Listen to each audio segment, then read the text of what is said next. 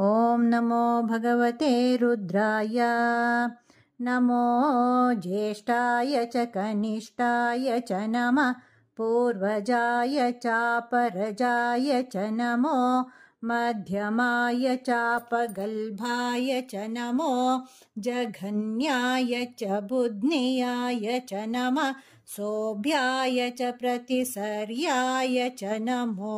याम्याय च क्षेम्याय च नमः उर्वर्याय च कल्याय च नमः श्लोक्याय चावसान्याय च नमो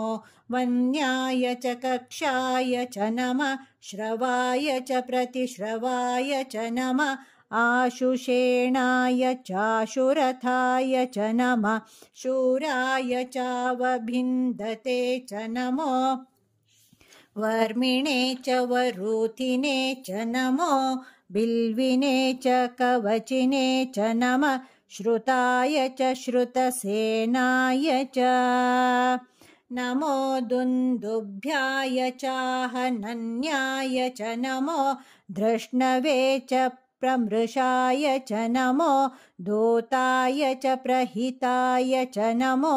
निषङ्गिणे चेषु धिमते च नमः स्तीक्ष्णेशवे चायुधिने च नमः स्वायुधाय च सुधन्वने च नमः श्रुत्याय च पथ्याय च नमः काट्याय च नीप्याय च नमः सूद्याय च सरस्याय च नमो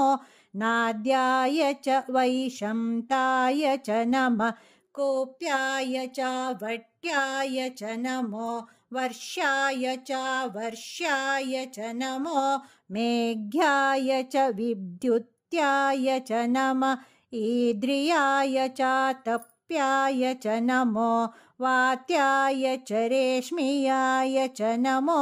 वास्तव्याय च वास्तुपाय च।